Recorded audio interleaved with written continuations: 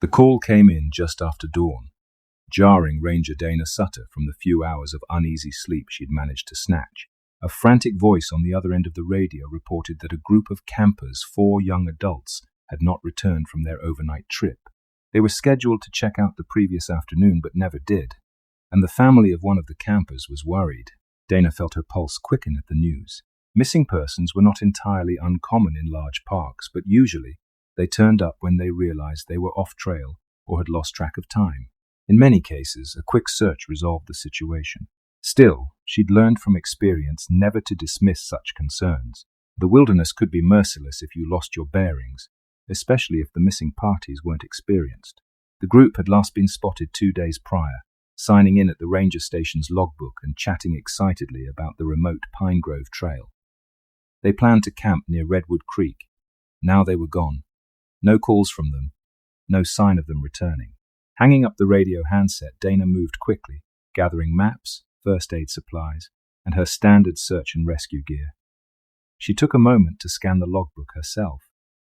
The missing campers were Casey Leong, 24, Michael Chow, 25, Rebecca Pratt, 22, Zach Stevens, 23. All listed themselves as moderate in hiking experience and had an older SUV parked near the trailhead. A clerk at the small visitor center had mentioned they seemed well prepared with gear and food. Dana double-checked the emergency contact info. No new calls had come in from them. She took a quick glance at the weather forecast: fair skies, mild temperatures, though the nights had been getting chilly. If the group was lost or injured, the clock was ticking. For a moment, she felt a chill creep along her spine, as if the forest itself were aware that people had vanished in its depths. Pushing down the unease, Dana readied herself. She would lead the search team, though she expected to bring more rangers on board if the campers weren't located quickly. 2 hours later, Dana pulled her jeep into the Pine Grove trailhead parking lot. Autumn's crisp air blew through the pines, scattering golden needles across the gravel. The missing group's SUV still sat there, covered in a light dusting of leaves and forest debris. No sign that anyone had returned to it. A volunteer named Grant, a grizzled outdoorsman in his early 60s, waited by the trailhead. He'd already begun canvassing the immediate area. "No footprints besides older ones," he said, nodding a curt greeting. "They definitely haven't come back this way." Dana frowned, surveying the tree line. The forest beyond was a thick tapestry of towering evergreens, brambles, and winding paths that splintered off into lesser-known routes. If the group had deviated from the main trail, they could be anywhere. She radioed back to the station to confirm her plan. She'd follow Pine Grove Trail for a few miles, searching side trails, while Grant circled around to Redwood Creek from another angle. They'd meet up by late afternoon to compare notes. Walking into those woods, Dana felt an odd hush fall around her. Normally, birdsong or the chatter of squirrels punctuated the forest, but now the air felt unnaturally still. She told herself she was imagining it. Her mind was on high alert, scanning for any sign of trouble. Yet she couldn't shake the sense that something was off. Her boots crunched along the trail, and occasionally she paused to call out the campers' names, listening for any reply. Only silence answered. She pressed forward, taking note of footprints here and there, mostly older tracks from hikers or animals. She couldn't positively identify the missing group's footprints yet. Around midday, she stopped at a small clearing near Redwood Creek. Leaves drifted lazily in the breeze, landing on boulders that jutted from the shallow water. A perfect campsite, she thought, scanning for hints of a recent stay charcoal from a campfire, trampled grass, tent imprints. Nothing. She checked her map. Another half-mile upstream, there was a known camping spot. Perhaps the group had pitched their tents there. Gathering her gear, Dana continued, heart pounding at the unknown. It was late afternoon when Dana found what she'd been searching for. There, beneath the looming redwoods, lay a cluster of tents, 4 in total. The pitched tents looked intact, unzipped, with no visible damage. As she approached, her heart thudded. Why would they abandon their campsite?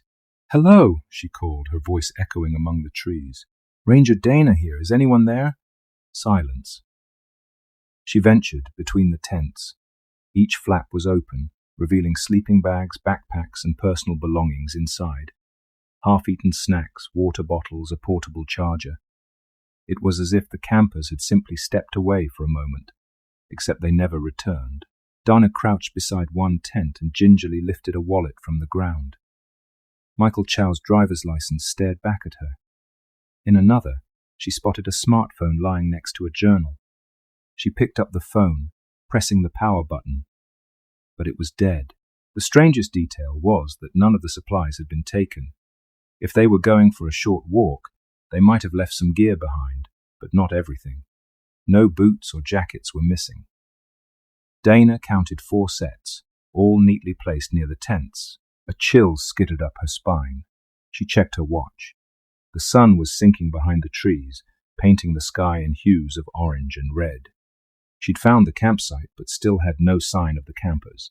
She radioed Grant to report her discovery. His reply crackled with static. No sign of them on my end. I'll start heading your way. Stepping carefully around the tents, Dana examined the perimeter for footprints. Indeed, she found scuffs in the soft soil, as if the campers had paced around in confusion. Most bizarrely, the tracks formed loops and circles, as though the group had gone in circles repeatedly. Then, after a few yards, the footprints vanished entirely. No sign of the campers heading off into the woods. Dana's skin prickled. That was impossible unless they'd climbed trees or backtracked flawlessly. Yet there was no indication of either. It looked as if they had disappeared. By the time Grant arrived, dusk had settled. The forest shadows elongated, turning every trunk and boulder into a looming shape. Dana showed him the site, pointing to the undisturbed belongings. Grant's normally gruff demeanor softened with confusion. Why would they leave everything? I have no idea, Dana muttered, shining her flashlight over the footprints. They move in circles, then just end. Grant scratched his beard, frowning. I've seen folks get turned around in the woods before, but never vanish into thin air. They decided to camp near the missing campers' tents for the night, in case the group returned. Dana took one last look at the bizarre footprints. The patterns made her stomach clench. The circles seemed so deliberate, swirling around the campsite with no logical direction. She tried to picture the 4 campers wandering in confusion, but the symmetry felt unnatural. Night brought a deeper silence. Dana and Grant set up a small fire, cooking a meal in strained quiet. An owl hooted in the distance, but otherwise, the forest felt eerily still. That stillness shattered when Dana heard a faint sound like someone whispering her name. She jerked upright, scanning the darkness with the beam of her flashlight. Dana, came the voice again, so quiet it might have been the wind. Her heart pounded. Grant, she whispered, eyes darting. But he was still at the fire, rummaging in his pack. She stood, stepping away from the glow of the flames, deeper into the gloom. Hello? Is someone out there? No answer, just a distant rustling of leaves. Yet she could have sworn she heard voices, frantic and overlapping, like multiple people speaking in hurried whispers, just beyond her range of understanding. When she returned to the fire, Grant noticed the tension on her face. What's wrong? Dana hesitated. I thought I heard someone calling my name, but it must have been my imagination. Grant nodded slowly, though concern shone in his eyes. This place does feel off, he admitted in a low voice. Let's try to get some rest and pick up the search at dawn. Still unsettled, Dana crawled into her tent. She'd scarcely zipped it shut before the whispers resumed, though now they seemed to come from the wind itself, swirling around her. She closed her eyes, forcing herself to calm down. Exhaustion eventually dragged her into a restless sleep. Sunlight filtered through the pines as morning broke, the golden rays illuminating the campsite. Dana emerged from her tent to find the forest quiet. No footprints added during the night. No sign that the missing campers had returned. After a hurried breakfast with Grant, Dana began a more thorough search of the tents, hoping to find IDs, phones, or anything that might give a clue. In Casey's tent, she found a battered paperback novel and a collection of postcards. In Zach's, she found a half-eaten energy bar and a notebook with doodles. Inside Rebecca's tent, beneath a rolled-up sleeping bag, Dana discovered a small spiral-bound journal. The cover was adorned with stickers of mountain peaks and nature logos. Dana flipped to the last page with writing, scanning the scrawled text. Her breath caught at the frantic tone of the words. Day 2, maybe 3, I've lost track of time. Something's wrong with this forest. We keep walking the trail to leave, but it leads us in circles back to camp, no matter which direction. Michael says we might be disoriented, but it's not normal. We tried using the compass, but it spun in circles before giving up. Casey is terrified. She swears she hears voices. Zach told us to stay calm, but he's rattled too. Day 3. The forest won't let us leave. We've been hiking in daylight, but by dusk we always end up right back here. It's like the trees shift when we're not looking. The nights are worse, we hear whispering, it's getting louder. I keep thinking I see figures in the distance, but then they vanish. We have enough water for now, but we're running out of food. I'm writing this in case someone finds it, we can't escape. I'm so scared. Dana's skin prickled. The words painted a picture of a forest that seemed alive and hostile, twisting paths to keep the campers trapped. She read further, seeing references to arguments that broke out among the group, each one frightened and disoriented.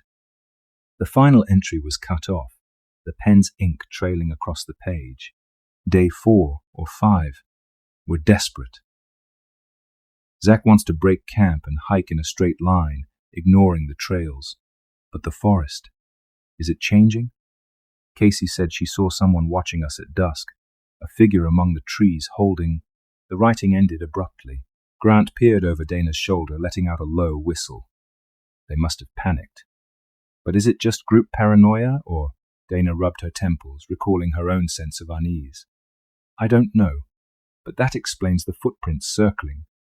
They might have been trying and failing to leave. Something was messing with their sense of direction. Grant started to say something, then froze, listening. Dana listened too, hearing a faint, distant murmur.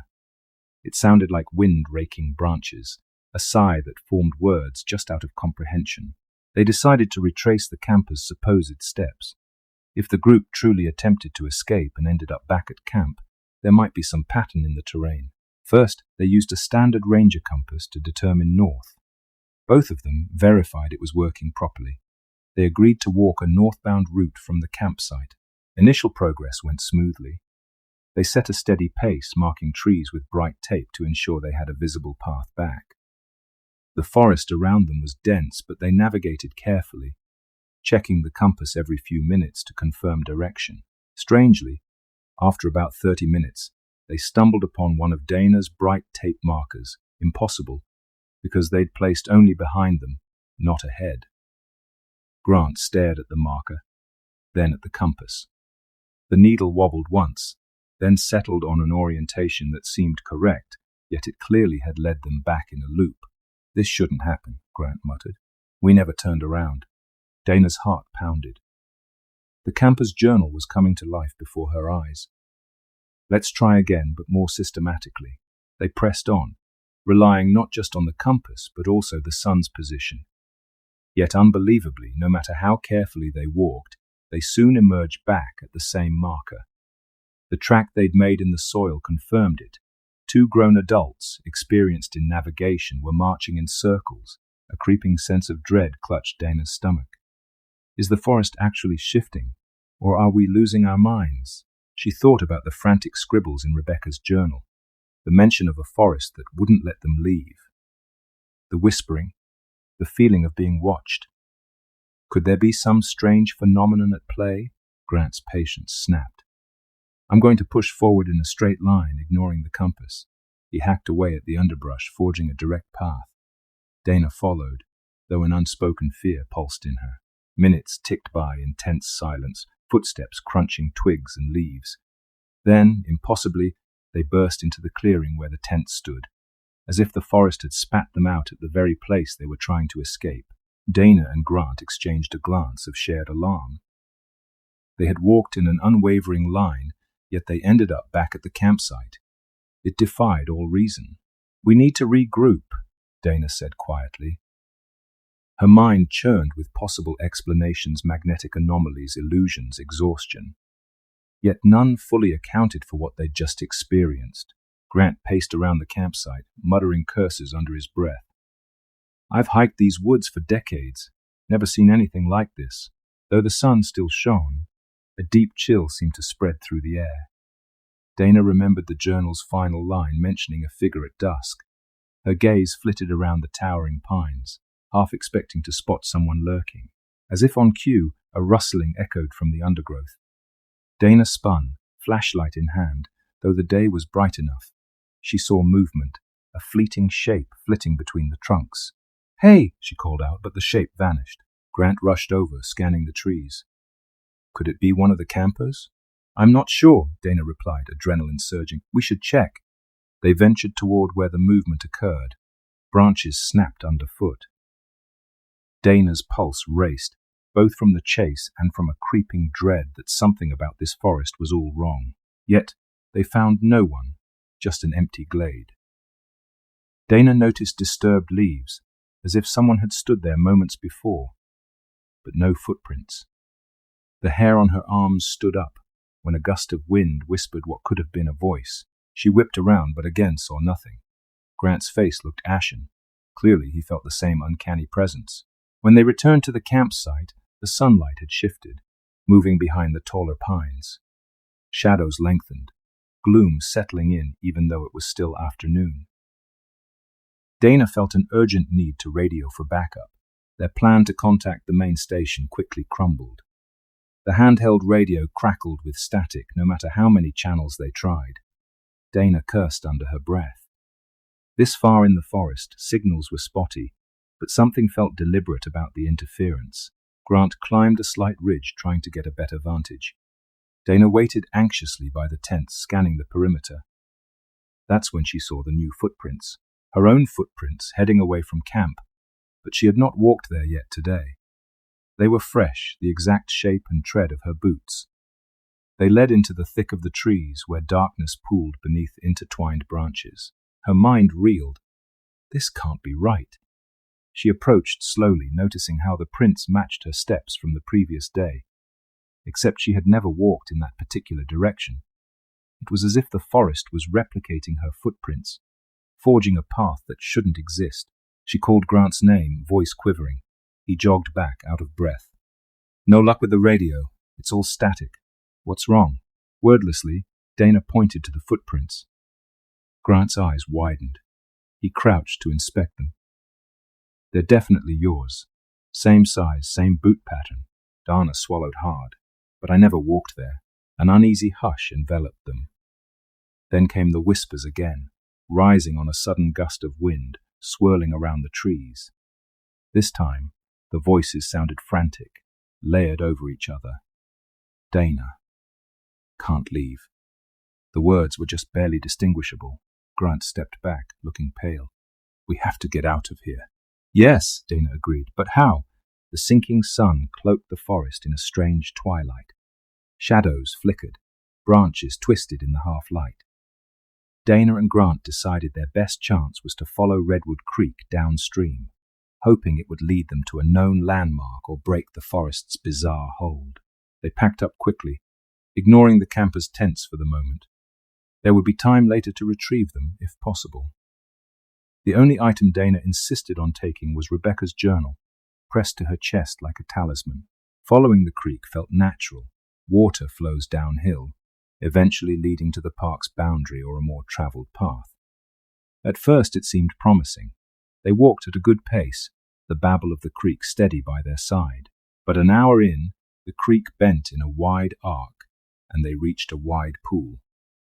By the time they crossed to the other side, the gloom deepened. Dana clicked on her flashlight. The beam cut through a thickening mist that had rolled in, swirling across the forest floor. Her breath fogged in the sudden chill. She felt a tingling in her fingertips, the same sensation of a presence watching. Looking behind, she saw the ephemeral shapes of trees wreathed in fog. She also saw footprints trailing behind them, forming in real time, as if pressed by invisible feet. "Grant," she hissed, pointing. He followed her gaze and let out a sharp exhale of disbelief. Step by step, the footprints appeared. indentations in the damp soil matching Dana's own shoe size perfectly. No one was there to make them. The whispers surged around them, louder now, though still intangible. Leave. We can't. The forest. Dana's heart pounded, tears pricking her eyes. This was beyond any rational explanation. They had to keep moving. They hurried downstream, ignoring the ghostly footprints. The fog thickened, turning the forest into a maze of grey shapes. By the time they emerged from the haze, the sky was almost black. They clicked on their headlamps, scanning for a safe spot to wait out the night. Then, without warning, they stumbled upon the clearing with the 4 abandoned tents again, back at the campsite, as if an invisible hand had guided them in a massive circle, Redwood Creek and all. Exhaustion and dread mingled in Dana's chest. She felt on the brink of panic. The night was utterly silent. No crickets, no owls, only the hush of looming trees. The campfire from the night before was cold ashes now, so they hastily rebuilt it, hoping the light might repel whatever was happening. Grant tried the radio again to no avail. The static seemed to hiss with faint undertones of laughter or sobbing. Shaking his head, he finally set the device aside in defeat. They warmed themselves by the flickering flames, neither speaking, both straining to hear any approaching sound. Hours crawled by. At times, Dana thought she saw flickers of movement at the edge of the firelight shadows, dancing, half-formed figures. Once, she called out, but no reply came, just a swirl of that ghostly whispering. When the moon was high, Dana's eyelids drooped from exhaustion. Her mind reeled with the impossible events of the day. She leaned back, glancing at Grant. He stared into the flames, eyes bloodshot. Some time later, a scream tore through the forest. A raw human scream echoing among the pines. Dana jolted awake, unsure how long she'd dozed. The fire had burned low, casting feeble light. Grant stood, adrenaline surging through him. That sounded close, he said. Dana grabbed her flashlight, scanning the perimeter. It could be one of the missing campers, she said, fear and hope tangling in her gut. They sprinted into the darkness, following the direction of the scream. Dana's lungs burned as she ran, branches slapping her arms, the flashlight beam bouncing erratically. The scream cut off abruptly. They found nothing, just an empty grove. Dana panted, her breath pluming in the cold. Then she heard a rustle behind her. She spun, shining the light. For a fraction of a second, she saw a pale face in the gloom, eyes wide, mouth open in a silent plea. Then it vanished, leaving no trace. "Rebecca," Dana whispered, voice cracking. The face had looked vaguely like the photo on the driver's license she'd seen earlier, but she couldn't be sure. No answer. The hush enveloped them once more. Eventually, they staggered back to the fire, hearts heavy. They tried to rest, huddled close for warmth, though sleep came in fractured pieces. All through the night, Dana was haunted by fleeting images, footprints forming on their own, campers wandering in circles, a pale face in the trees. At dawn, they woke with stiff joints and raw nerves. The forest, bathed in dim morning light, looked deceptively normal, yet the sense of oppression persisted. Grant boiled some water for instant coffee, and they discussed next steps. "We can't keep circling," he said, frustration cracking his voice. "We need a better strategy." Dana swallowed. Rebecca's journal implied they tried everything. The only difference is we have each other. Maybe we can keep track of each other's position in real time. They decided to move slowly, one walking ahead, the other behind, constantly checking all directions. Perhaps if they never took their eyes off each other, they'd avoid the forest's illusions. Leaving the campsite once more, they walked in what they both confirmed was a direct southwestern direction, calling out each step to remain oriented.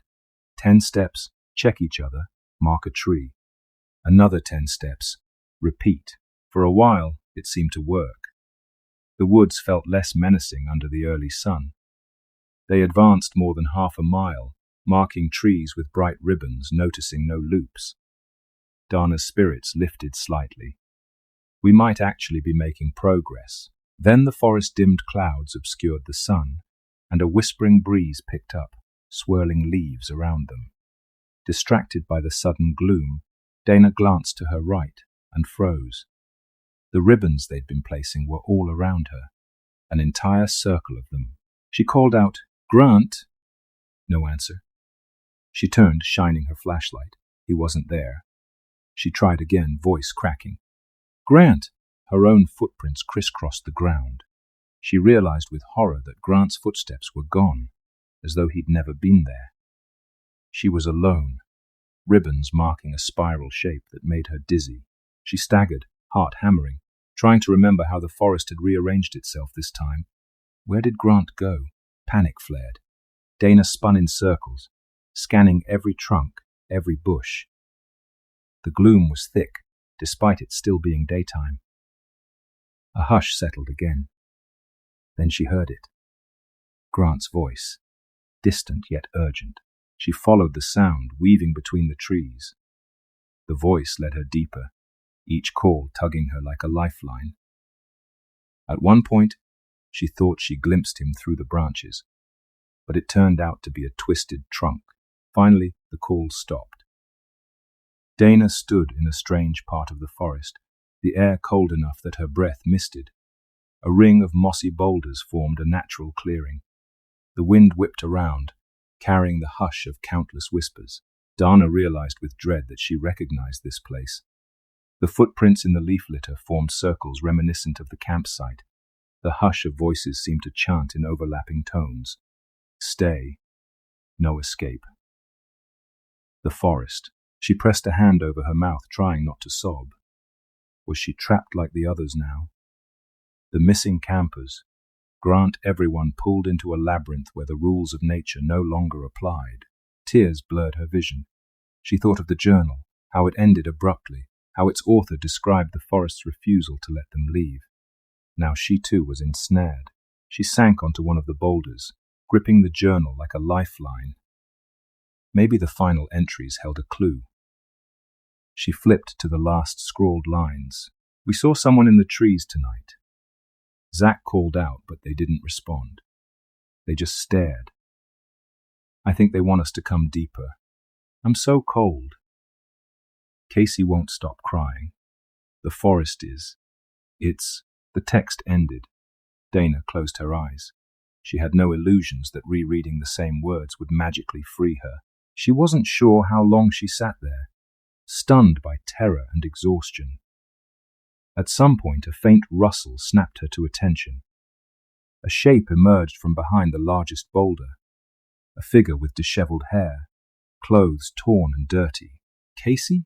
Dana whispered, pulse racing. It was indeed one of the missing campers, eyes wide with shock. Casey took a halting step forward, lips trembling. I can't get out, she rasped. We keep walking, but we end up in the same place. Relief and fear mingled within Dana. Where are the others? Michael, Rebecca, Zach? Casey's gaze darted, haunted. Gone. Or the forest took them. I don't know. She pressed her hands to her ears. Do you hear it? The whispers? Dana nodded, stepping closer to offer comfort. But the moment her fingers brushed Casey's arm, the camper recoiled, eyes flaring with panic. No, stay back, Casey hissed. It's you. You're part of it now. A chilling gust swept through, swirling leaves around their feet. Casey let out a broken sob, turning and bolting into the shadows before Dana could stop her. Casey! Dana yelled, chasing after her. But within seconds, Casey vanished, leaving not so much as a footprint behind. The hush returned, mocking Dana's attempts at rescue. She felt on the verge of despair. Then came another voice. Dana? She whirled. This time it was Grant stumbling into view. Relief flooded her, so powerful it almost knocked her to her knees.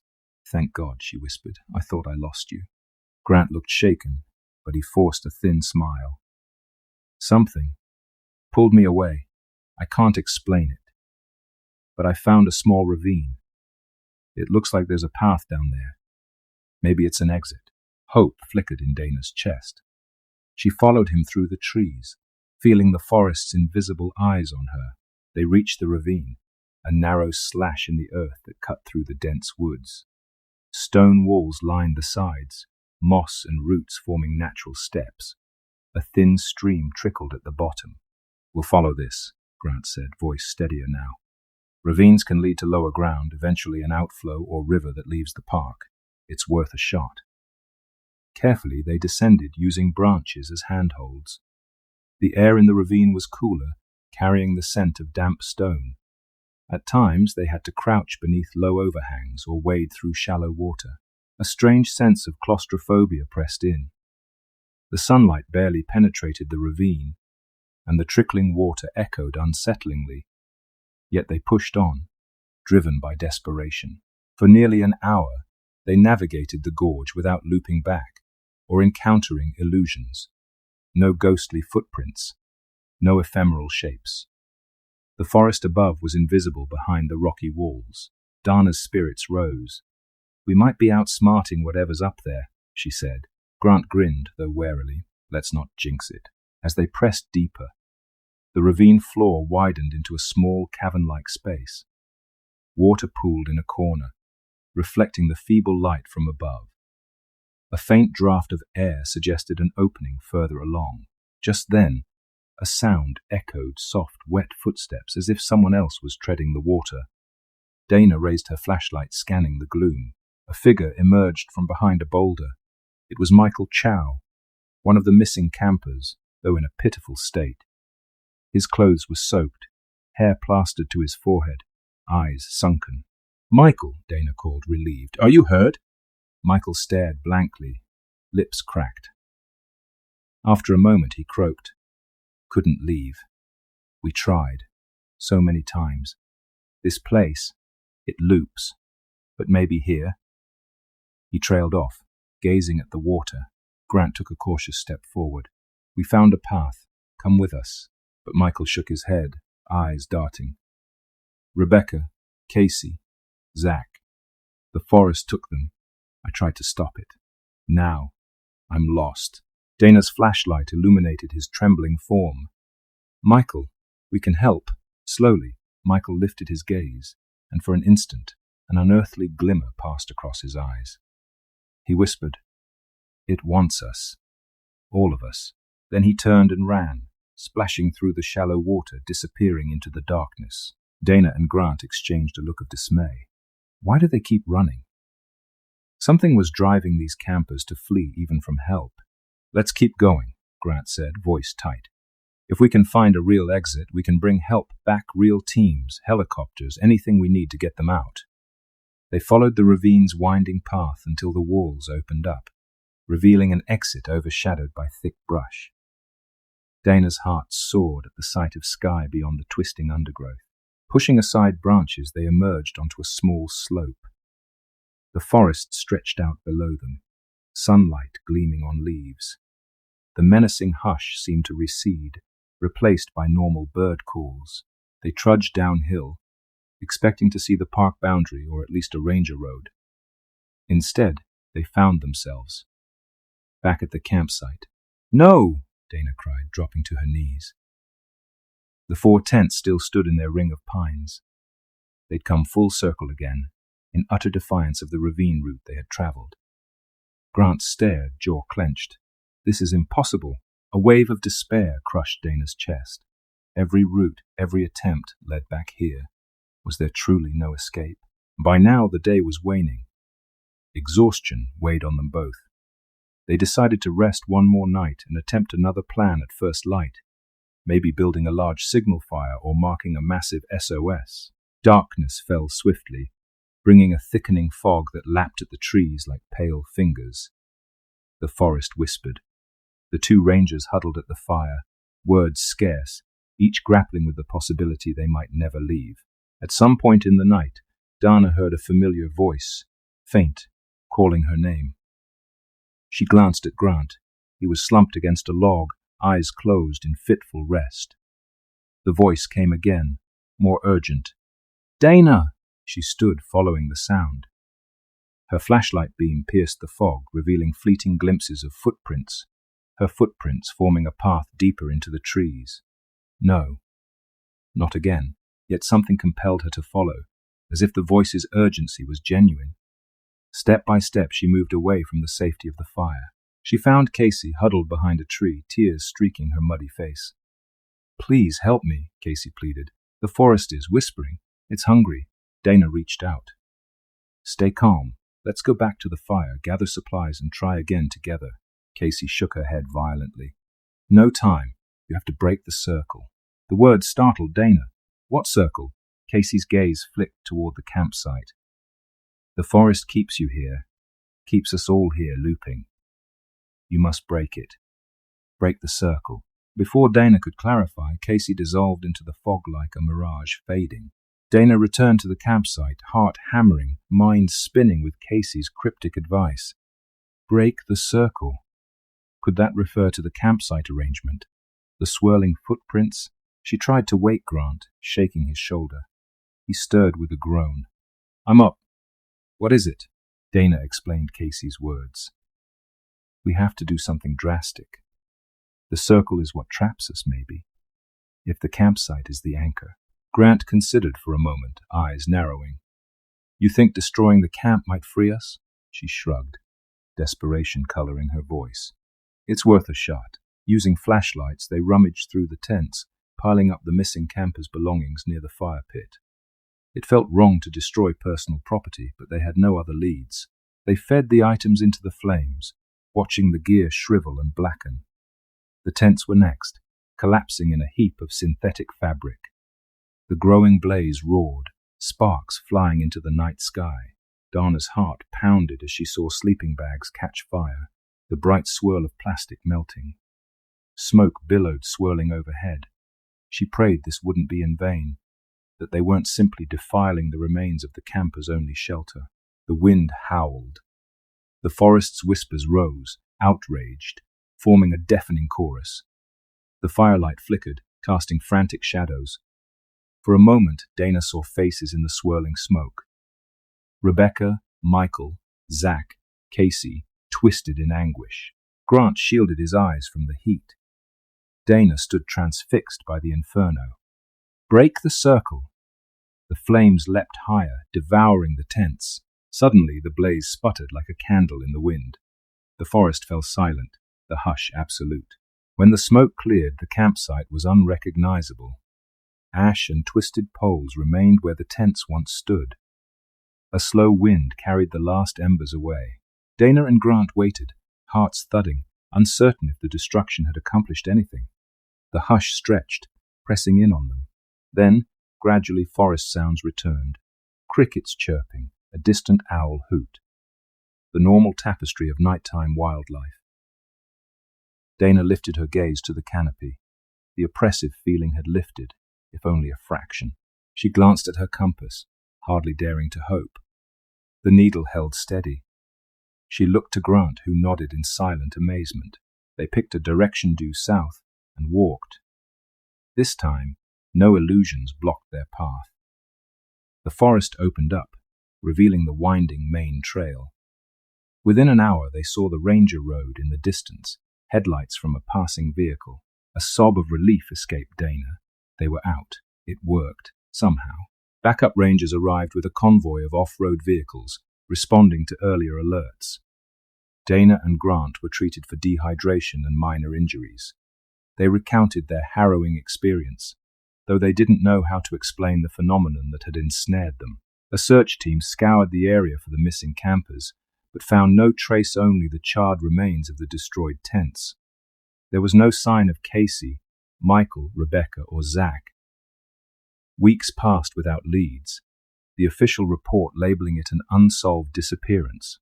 Dana, plagued by nightmares of swirling footprints and ghostly whispers, wrote a separate, confidential report about the forest's bizarre loop, how it manipulated direction, the illusions, the final destructive act that freed them. Her superiors skimmed it with uneasy disbelief. Rumors circulated among rangers, but no official statement was made. Grant quietly requested a transfer to a different park. Dana considered doing the same, yet something held her back. She felt a responsibility to the lost campers, to the forest that had swallowed them. Could they still be in there, trapped in some twisted pocket of reality? Months later, on a misty morning, Dana hiked the Pine Grove Trail alone, carefully, though the winter storms had passed. The area felt different, calmer, but a residual tension lingered, as if the forest remembered. She stopped at the site of the old campsite. The forest floor had regrown with ferns and moss, no sign of the fire or tents. Yet she swore she could sense faint whispers in the breeze. Suddenly, she spotted footprints leading away from that spot fresh, as though formed minutes ago. They matched the tread of her own boots, continuing into the deeper woods. Dana stood still, heart pounding. Is it happening again? The wind rustled, carrying a ghostly echo. The forest wouldn't let them leave. She closed her eyes, pressing a hand to her chest. The missing campers remained an unsolved mystery. Perhaps the forest had claimed them, or perhaps they roamed an endless loop, searching for a way out. With a shaky breath, Dana turned around, refusing to follow the footprints beckoning her deeper. She walked back toward the park boundary, refusing to look over her shoulder. Even so, she felt watched. The hush of the woods, a quiet reminder of all that had been lost and might yet be lost again. Some nights, when the wind is just right, local hikers claim they hear frantic whispers in the pines. And if you venture too far, they say you might see footprints, your own leading you in circles. Because sometimes, once the forest wants you, it won't ever let you go.